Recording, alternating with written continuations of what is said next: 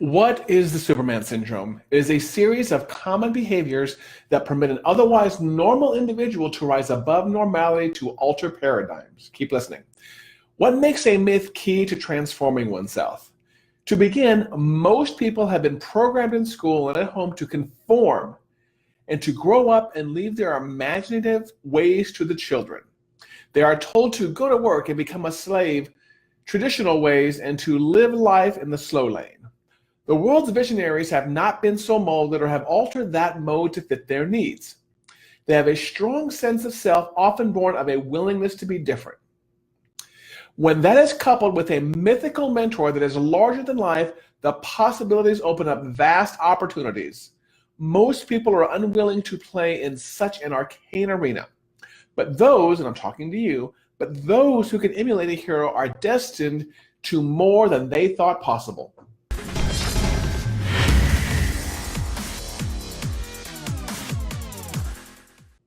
Hi, my friends, it's Patrick Allmond from Stop Doing Nothing. And that, what I read to you right there, is what's called the Superman syndrome.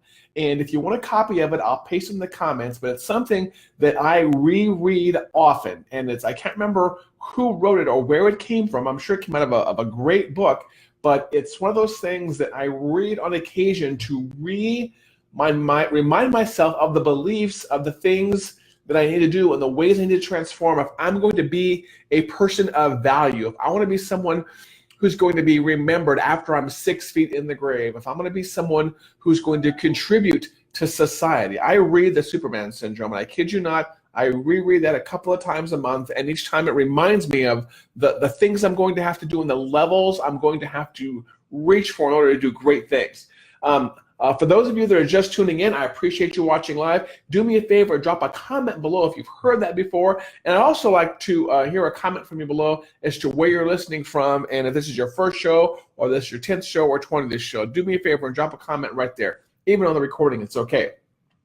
What you're watching here is Stop Doing Nothing TV, and I do this show every single week, usually on Thursdays sometimes, where I drop some information to you so you can figure out how you can contribute more value to this world and help your fellow man and possibly do it while traveling and making money. And there's not ever a hard pitch here as to buy stuff, but we do have some solutions where we teach people how to do this on a regular basic way in a short enhanced training program. But today I'm going to be talking about the Superman syndrome and also 3 ways that you can start to have this belief. I mean, that phrase I read just there sounds great. It's a series of common behaviors that permit us an otherwise normal individual to rise above normality. But once you get past that, once you read that phrase and you realize, well, that sounds amazing. Okay, how do I become a Superman? How do I become a superhero? Or how do I think and act like a superhero would do?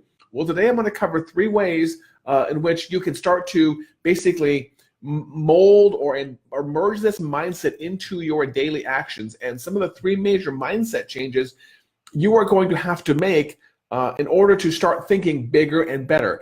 I've noticed as I've been working with Stop Doing Nothing, as I've been working with 2 different people, I can sit down with people, and there's obviously a wide range of people that have different beliefs, but 2 of the major ones I see are the fatalistic people, the victim people, and the people who have these big audacious dreams, often known as BHAGs, big hairy ass goals or big ass hairy goals, depending on which way you like to phrase it.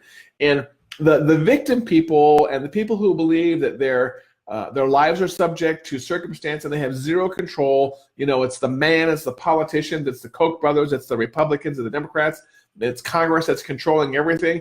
Those kind of people are the people I think that need to know about this belief more than other people.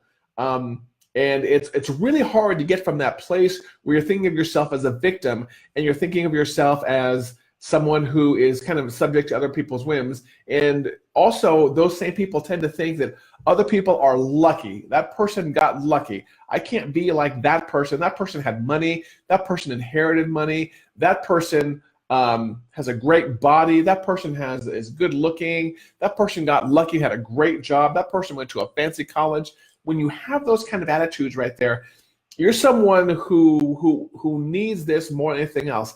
And it's when I say it's a big mindset change, a big mindset shift, I'm not kidding. To go from being someone who's fatalistic and victim-based to someone who believes that the world is their oyster, it's a huge leap. It really is. And it's one of those things where you have to kind of put yourself in a state of mind where you either reread something like this on a regular basis, or you read the 3 rules or the things I'm about to talk to you about on a regular basis and kind of beat this into your head. You can't read these things one time and say, oh, okay, problem solved, I've got it. No, you have to take these belief patterns and think about them and listen to them and read them over and over and over again. I encourage people to go back on the Stop Doing Nothing fan page, which if you're watching live right now, if you're watching the recording, to go back and look at some of the previous videos and things I've posted over and over and over. It's not something you can read one time and change your mindset.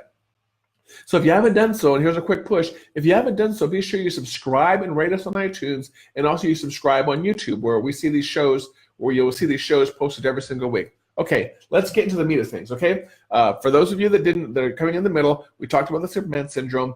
Let's talk about the 3 ways you can kind of start to adapt yourself into someone who can do some of those things I talked about in the Superman syndrome. Let's find a good sentence here. The world's visionaries have not been so molded or have altered that mode to fit their needs. What can we do to make you one of these world's visionaries, okay? Number 1 is getting a cold, hard understanding of the way that the world works and the way that business works. We're taught in school that you go through school, you get a degree, you go into college, you go in the military, you get an entrepreneurial degree, or you get whatever degree in human studies or art or whatever it is, and then you get a decent paying job out of college. If you're lucky, you will graduate with no debt. Otherwise, you're going to graduate with debt, and you're going to be working for years to pay that off. God forbid you decide to go into the medical field, because you're going to be paying that off for probably a decade. And then after that, you kind of go work for somebody else. You do your internship, and you work your way up the corporate ladder. And eventually, maybe when you're in your 40s or 50s or 60s, you'll be somewhat towards the upper end of the corporate ladder. And that's when you really start seeing things. And then, you're working, contributing to your 401k or your IRA or your SEP IRA or whatever it is. And then eventually in life, towards the end, is when you get to have the fun. And I'm here to tell you that the people that are doing amazing things, the people that are leapfrogging that normal pattern are taking certain actions, and they're not listening to the rules. One of the rules that we've always been taught is you have to have a degree to start a business, or you have to go to business school to learn how to start a business, or you have to form a certain kind of corporation. You have to have all these licenses. You have to get a degree in this. You have to take this training course. All these things that we're taught, for example, to start a business. I'm going to tell you how I started my business. I sent an email one day to a company that I had known about saying, hey, I want to come do this for you as a contractor. Here's my fee. And then they replied back and said, that's great. When can you start? And I gave myself a couple of months planning, and I did not do any of the things you're supposed to do in business. I just started my business. I said, I think it was the end of September or the end of October in 1998. I think that sounds about right. When I said, this will be my last day working for someone for a W-2. And that Monday I went off on my own. And I was so ignorant as to the way things worked, which probably helped me move a little bit faster. But I was so ignorant as to how things worked that I didn't even understand that you had to do something like invoice somebody or charge somebody for your time or for your expenses. When we had negotiated the rate via email, I just assumed, I'm going to work for my 5 days during the week, and money's just going to show up, maybe in a brown paper bag, who knows? And so I kid you not, it was the middle of winter in Iowa, and I was at a hotel for my first contract, and I was number one. I went out there with barely any money, so every day I would have to sneak back and forth across by the front desk. Hopefully they wouldn't catch me and ask me, is it time to charge my credit card? Because a couple of my credit card charges were failing. And so that was kind of circumspect or suspicious, having someone check into a hotel that really couldn't afford the full week. But also when it got to the end of the first full week, I had emailed my client, my client, because I was a subcontractor. And I said, hey, how do you, so I'm done with the week. When do I get a check? And they're like, oh, you haven't sent an invoice. We don't have an invoice yet. I'm like, what's an invoice? Like, oh, you have to basically bill us for your hours and list out your expenses and send that to us. And then in a week or two, whatever their standard practice was with AP, accounts payable, they would cut me a check. And so I had to go down to the hotel lobby into a computer, the business center that all hotels have, and I used an Excel template that was there, and I wrote out, focus invoice 0001. That's how ignorant I was about business. I didn't have to know. And I remember going out in the middle of winter to like a FedEx box to drop this off because I had to get there overnight. And I got there the same time the FedEx guy was there. And I was filling out the FedEx paperwork while the FedEx guy was waiting for me because it was the last pickup late at night. I mean, when I go back and look at some of the mistakes, but I think at the same time that also helped me. When I was, ignorant in business, I didn't understand exactly how things worked. I moved a lot faster and I didn't have so much fear. I just jumped into the deep end of the pool. I didn't worry about business licenses. I wasn't incorporated when I first started my business. I didn't check with an accountant to see what I should do about the formal structure. The name I picked out was just something randomly that came off the top of my head, and I eventually changed that later. But a lot of times before people jump into business, they'll spend a lot of time planning the right legal structure. Talk to a lawyer. You're in a right to work state. Can you pull some of your clients from your existing employer, which don't ever do on purpose? Should you be an LLC? Should you be a sub S corporation? Should you be a limited liability partnership? Should you be a sub C corp, not a sub C, a C corp? I think that when we go through those traditional rules and those traditional routes, we really kind of hold ourselves up as to what can be done, and we don't think fast enough and we don't act fast enough because your father or your mother or your aunt or your drunk uncle told you that this is how you start a business. This is how you go to the gym and get in shape. I can list to you all the things I've done when it's come to getting in shape. Make mistakes, but at the same time, I've also made forward progress. It's almost like I've stumbled forward progress, and people that are willing to make that leap and just throw off all the traditional rules tend to stumble forward in progress a lot faster than people that are always reading the books and going to the library and doing research, and I call it getting ready to get ready. And I'm sure you know people like this. You've talked to them and they're like, I'm gonna do this thing, or this year I'm prepping for it, so next year I can do it, or things like that. They're the people that are always getting ready to get ready. I'm gonna do it. I swear I'm gonna do it this time as soon as I get done watching this TV show. Or I swear I'm gonna do this one thing as soon as I get done mowing the lawn, or I swear I'm gonna do this one thing in 2 years. Don't be that person that's getting ready to get ready, and also be sure that you understand how when it comes to starting a business or doing certain ventures in your life, that you don't have to follow the traditional route when it comes to getting things done. And if you want some information on this, either connect with us here at Stop Doing Nothing, and we can talk to you about that, or reach out to one of your entrepreneur friends and ask them how they got into business. You can reach out to 5 of your entrepreneur friends, and again, I'm just using business as the example, but it could be a business, it could be writing a book, it could be any number of things. Reach out to 5 people who have done what you want to do successfully, and ask them, how did you get started? What route did you take? And you're going to find out they took 5 different routes, and probably none of them are the textbook route that you would think. You're going to talk to a writer friend, say, how did you write your books? They're like, oh, I did this and this and this. And you're like, wait, you didn't just go through a publisher and get an ISBN and do this? Like, no, I just did this here and put it up on CreateSpace and developed a cover and sold it, and it's doing well. I mean, so again, my whole point of this particular number 1 is don't focus on those traditional routes that you have to use to get things done. You can always use other routes to get things done also. Hey, Sierra, thanks for joining. I appreciate you. So that's number 1 right there. Number 2, so after you basically understand the fact that you don't have to take the traditional routes to get things done, number 2 is the belief in your own possibilities. And I want to focus on the fact that even when things are bad, let's focus on that one right there. There are times in your life where it's easy to get things done when things are good. Money is flowing in. You can pay to have the lawn mowed. You can go to the gym. You can do all these things. You can travel. But when your belief system really comes into play is when things are high risk and things are dangerous and things get scary. And that's where a good belief system will obviously carry you through to the successful part, because on your journey, on your way to whether it is your fitness goals or starting a business or writing a book, we're going to focus on those 3 things. On your way to those things, you're going to hit some stumbling blocks. And what you're going to be tempted to do is believe that your beliefs are wrong or your beliefs are bad or that your beliefs won't sustain you.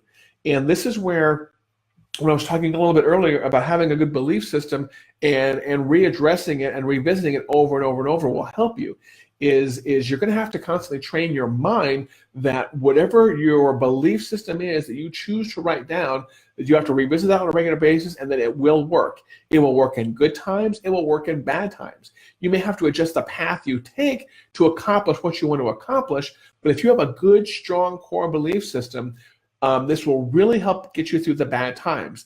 And let's say that you're on a particular entrepreneurial journey and you have a big, let's say you have a car accident. All of a sudden, that $5,000 you've been working up to save up for 2 years in your business, that $5,000 gets sucked up because you have to get a new car. You'd be tempted to kind of throw in the towel and say, screw this, I can't afford to be an entrepreneur anymore. My $5,000 was all sucked up. If you have a good belief system and you really believe that Superman syndrome, which I was talking about in the beginning, then you will know that through those bad times, you will sustain, you will grow, and you will persevere. So number one was understanding the way the world really works and completely saying screw it to all the rules. Number two is the belief in what is possible. That Superman syndrome talks about the fact that, the people who are the visionaries who are doing things in the world just think that basically, in my opinion, my interpretation of it is that everything else around them is absolutely ridiculous, and I will do whatever I damn well please to be successful. That's basically the summary of the Superman syndrome. Let's see which sentence here.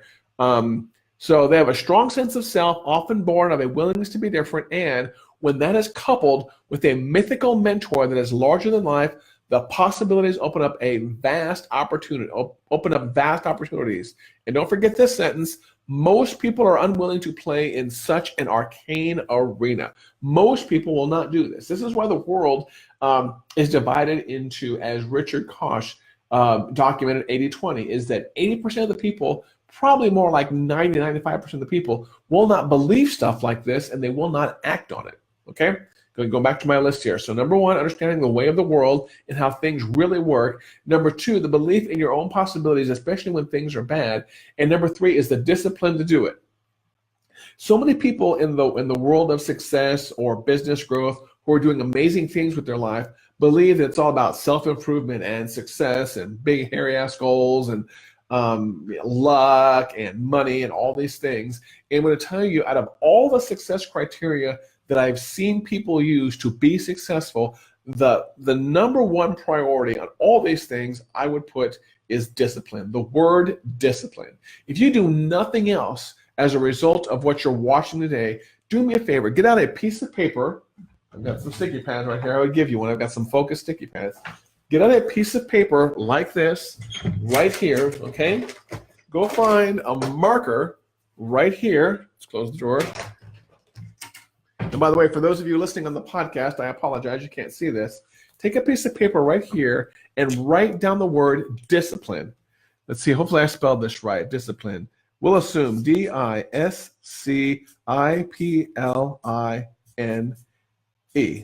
discipline. Do yourself a favor, write down the word discipline, and if it's not spelled right, I apologize. Write down the word discipline and put this someplace where you can see it on a regular basis. We're going to put it right there so you guys can see it in the video. Discipline is what will get you or what will help you accomplish so many of the things in life. Discipline when it comes to managing your money. Discipline when it comes to managing your fitness. Discipline when it comes to managing your business. For years and probably for decades, I've been saying the way you should manage your calendar is a series of recurring appointments. Be them daily, weekly, monthly, or annually. And if you were to go in my calendar right now, you would see that my appointments are almost all recurring appointments. I'm going to the gym tonight. Tonight is a Thursday evening. I go to the gym at least 3 to 4 times a week on a regular basis. And I go to it so much now that I walk in the gym and people know my name. If you're using this concept of discipline, people should understand that you have certain habits and you have certain immovable goals. Excuse me, my nose is itching here. You have certain immovable things that you are going to be working on. And what you're going to learn is that once people understand that you are a disciplined person, that you are a habit person, that you are a person that is on a bigger mission to accomplish great things, they will actually help you. They will help you be disciplined. And really, let's define for a second, what is discipline? Discipline is knowing the difference between what you want to do and knowing the difference between what you have to do. And knowing what you have to do first involves having a big hairy ass goal, or 100 big hairy ass goals, and then after that you have to figure out the discipline it takes to get them. Let's say right now I want to lose 20 pounds. It's very easy to figure out what you have to do to lose 20 pounds. I have to go to the gym probably 3 to 4 times a week. I have to basically do probably 20 to 30 minutes of good aerobic work. I have to eat, by the way, the eating one should have been number one. I have to eat certain ways in order to control my caloric intake and basically regulate how my body burns calories. I have to drink plenty of water every single day. And when I do those things, I really that's the discipline I need to do to lose that particular weight. Now, if I'm ever doing something that is not a regular habit or is not following a repeating pattern that I need to accomplish, that I need to knock out to do those things, I will not hit my weight loss goals, or I will not hit my fitness goals. So there are plenty of times where, I may not be so disciplined and I'm driving home and I may stop by a Brahms or a Baskin Robbins 31 flavors. If those are still around, I think there's one here in Oklahoma City someplace. But if the people who are disciplined, the people that know that, okay, it's Tuesday night and you're offered pizza someplace, well, you know what? That is going to kill your goal. Jumping into a pizza when you are trying to hit a certain fitness goal is breaking your discipline. Is it okay to break your discipline on occasion? Yes. I think there are levels of discipline. You know that some people that are really into fitness, for example, that are strict eaters. They have their whey protein. They have certain drinks. They pre-make their meals 2 weeks out. You see them drinking all sorts of multiple colored things, green things and orange things and purple things. You're like, this is my guava. This is my whey. This is my particular seed or oil I need to drink on a regular basis. Those people carry discipline to the extreme, and those people are doing amazing things with setting and with accomplishing their goals. That may or may not be you. I think your level of discipline depends on the amount of time you have available and the amount of effort you're willing to put into it. And something else I think also that discipline involves is the willingness to look ahead and forecast how you use your time. Again, let's go back to the fitness goal example. For you to be disciplined in your fitness goals, you can't think about just a meal or two away when it comes to what you're going to eat. To really hit a fitness goal and be disciplined in your food world, you have to think a day or two, or sometimes a week or two, when it comes to what you have to do with your food. And the reason you have to do that is because that food requires prep time.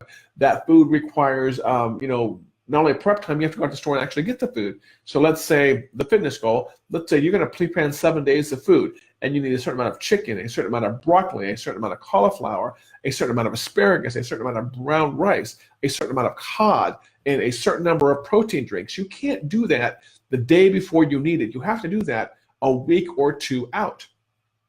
Same thing when it comes to financial planning. You can't plan for to go on a cruise, unless you're really lucky. You can say, no, a month from now, we're going to go on a cruise. No, you need to look out a few months or a year or a couple of years and say, here is 12 months out. I want to go on a cruise here. I need to spend $3,000 on this cruise. Backtrack, do the math, see how much money I have to save up to do a low-end cruise, a medium cruise, and a full expensive cruise. Goodness gracious. My nose is itching today. Those of you listening on iTunes, you're lucky. You're not watching me scratch the heck out of my nose. I don't know what's going on there. I don't have a mustache, so it shouldn't be itching. But discipline comes in different levels, and I think the only way you really can accomplish amazing things is through the art of discipline. Something else when it comes to either fitness or business that you have to realize you have to do in fitness is you have to be very restrictive with your time and discipline with when you get up, what you allow into your schedule, and what you don't allow into your schedule. You almost have to say no most of the time if you want to take advantage of most of your time when it comes to being disciplined. So like I said, I wrote it down right here on a big piece of paper, discipline, discipline, discipline. Learn that word if you want to do big things in life. Whether it is writing a book. If you're writing a book, you're going to have to put some dedicated time into it every single week. How do you start to basically control this calendar thing I was talking about? And by the way, I've talked about this in almost every single podcast and video show because discipline is so important, is go to something like a Google Calendar or go to something like the calendar on your phone and start putting in recurring appointments on a regular, I guess saying on a regular basis is kind of redundant, but putting in recurring appointments of things you want to work on. If you want to get into shape, do what I do. And let's say, every Monday, Wednesday, and Friday, say from 6 till 8, that's when I'm going to be at the gym.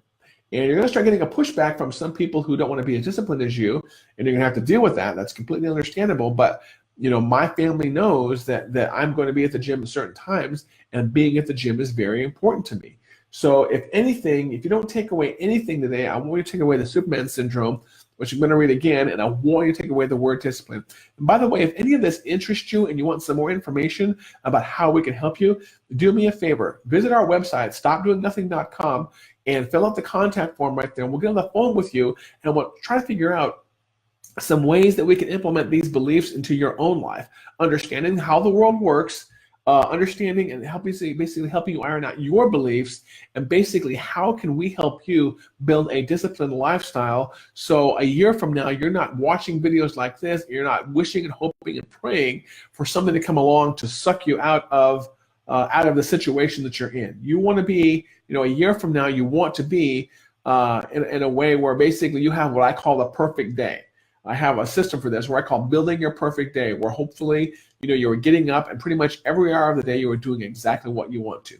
Okay, recap one more time. I want, for those of you that are watching towards the end, I want to read to you again what is the Superman syndrome, and then we'll kind of wrap up here. And again, if you're on iTunes, do me a favor, go over and subscribe on Facebook and on YouTube. And if you are watching this on YouTube or on Facebook, go over and subscribe on iTunes and leave us a rating and a review. I appreciate it. Okay. One more time for those of you who didn't catch all of it the first time. By the way, I'll paste this actually in the comments so you can copy this out and save it on your own computer. What is the Superman syndrome? It is a series of common behaviors that permit an otherwise normal individual to rise above normality to alter paradigms. What makes a myth key to transforming oneself?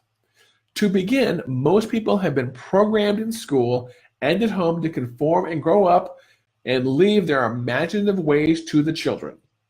They are told to go to work and become a slave to traditional ways and to live life in the slow lane. The world's visionaries have not been so molded or have altered that mode to fit their needs. They have a strong sense of self, often born of a willingness to be different. Very key there.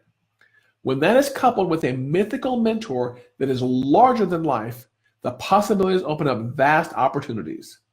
Most people, and this might be you, most people are unwilling to play in such an arcane arena. But, and this is what I want you to be, but those who can emulate a hero are destined to more than they thought possible. Again, that is Superman syndrome. Thanks for watching. I appreciate it. Like I said, subscribe on iTunes, on Facebook, and on YouTube. Make sure you stay tuned for next week's show. And by the way, I also do short videos. If you're more of an Instagram person, hop over to my Instagram, Patrick Allmond. I'll paste that in the comments also. And you can see some short 60 minutes of videos there, which also might help you kick you in your butt during the week. Until the next Stop Doing Nothing TV, this has been Patrick Allmond from StopDoingNothing.com. I hope this has been useful for you. You take care. Have a great week and a great weekend, and we'll see you on the next show.